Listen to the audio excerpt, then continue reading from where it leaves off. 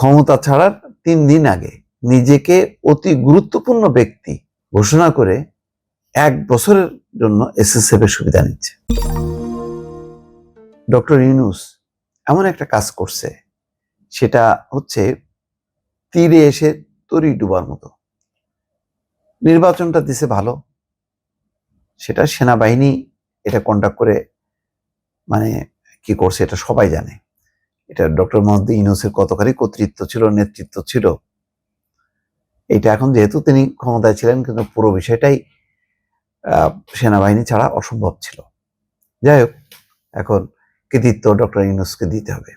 কিন্তু এই কাজটা কেমনে করে? ক্ষমতা ছাড়ার 3 দিন আগে নিজেকে অতি গুরুত্বপূর্ণ ব্যক্তি ঘোষণা করে 1 বছরের জন্য এসএসএফ এর সুবিধা নিচ্ছে। বাংলাদেশের ইতিহাসে এরকম হয়েছে। এবং কত বড় চালাক দেখেন। আপনাদের মনে আছে বেগম খালেদা জিয়া যখন একেবারে শেষ সময় তাকে অতি গুরুত্বপূর্ণ ব্যক্তি ঘোষণা করে তাকে এসএসসি সুবিধা দিয়েছিল ইউনূস সরকার। তখন সবাই খুবই প্রশংসা করছে ইউনূস সরকারের এরকম মহত্ব এবং এরকম ভাবে যে দেয়া যায়, কারণ তখন তিনি বিরোধী দলীয় নেত্রীও না, বেগম খালেদা জিয়া প্রধানমন্ত্রীও না, শুধুমাত্র সাবেক প্রধানমন্ত্রী এবং বাংলাদেশের রাজনীতির গুরুত্বপূর্ণ একটা ব্যক্তি ছিলেন, বিএনপির চেয়ারপারসন।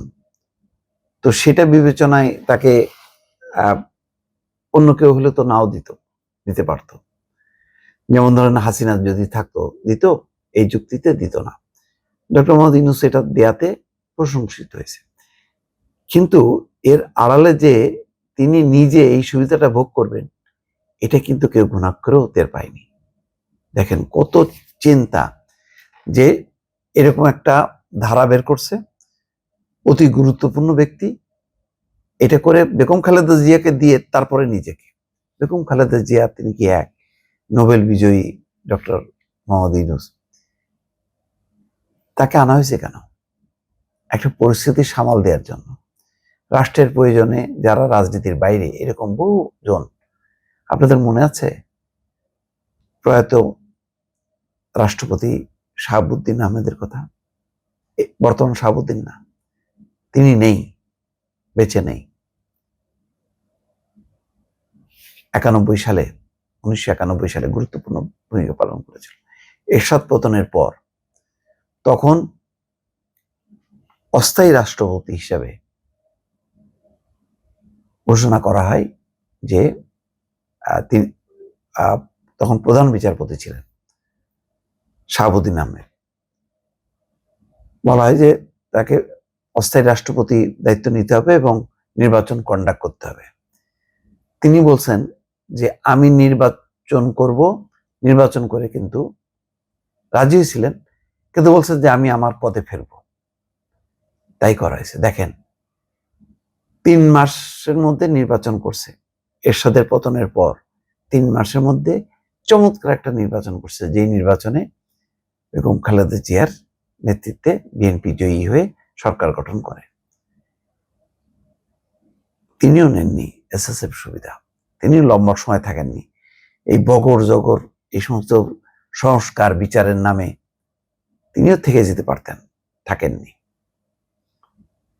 এটা তার কাজ না।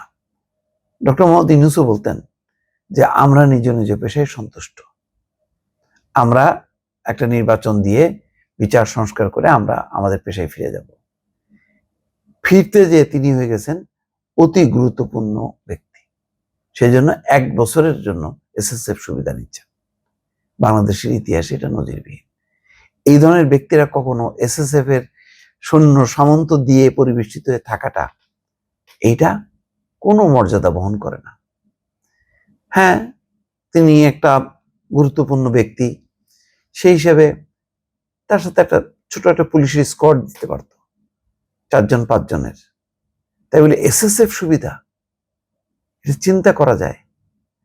এবং এখন তো মনে হচ্ছে যে তারেক রহমানকেও যে বিমানবন্দর থেকে ওই যে তার হাসপাতালে আসা এবং জনসভা করা, তখন যে প্রোটেকশনটা দিল সেনাবাহিনীর সহ, এটাও বোধহয় মানে তার ভেতরে ছিল যে আচ্ছা ঠিক আছে, আগে অন্যদেরকে দিয়ে নিজের পাওয়াটা আমি জায়েজ করলাম, সেই কাজটাই করলো। এখন বিবিসি বাংলা একটা শিরোনাম দেখলে বুঝতে পারবেন এটা তার জন্য কোনো ভালো শিরোনাম না। নিজেকে অতি গুরুত্বপূর্ণ ব্যক্তি ঘোষণা করে যাওয়া ইউনূসের গেজেট কোথায়? সেই গেজেটটা যে করছে, সেই গেজেটটা কোথায়? ত্রয়োদশ জাতীয় সংসদ নির্বাচনের মাত্র 2 দিন আগে 10ই ফেব্রুয়ারি এ সংক্রান্ত গেজেট জারি করা হলো। এটি এখন বাংলাদেশ সরকারি মুদ্রণালয় বা ওয়েবসাইটে নেই। সাধারণত সরকার কর্তৃক প্রকাশিত সব গেজেট এই ওয়েবসাইটে প্রকাশ করা হয়।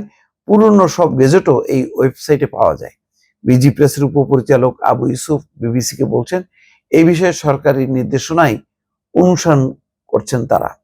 ওদিকে বাংলাদেশের সংবাদ মাধ্যমের এ সংক্রান্ত খবরে বলা হয়েছে, ওই গেজেট অনুযায়ী ডক্টর মোহাম্মদ ইউনূস দায়িত্ব ছাড়ার পর 1 বছর পর্যন্ত স্পেশাল সিকিউরিটি ফোর্স বা এসএসএফ সুবিধা পাবেন। কেন 1 বছর পর্যন্ত? রাষ্ট্র এসএসএফ সুবিধা দিয়ে এই ব্যয়টা বহন করবে কেন? এর জবাব আছে? জবাব নেই। বিএনপি সরকারও চুপ করে আছে, যে ভাবখানা এই যে ইউনূস জন্য তাদেরকে ক্ষমতায় বসায় দিয়ে গেছে, সুতরাং তারা এটা নিয়ে কোনো কথা বলছে না। এটা তো অবশ্যই বাতিল করা উচিত। এটা একটা খারাপ দৃষ্টান্ত। এই দৃষ্টান্ত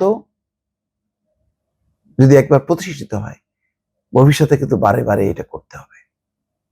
বিএনপির এই ব্যাপারে স্পষ্ট ব্যাখ্যা দরকার।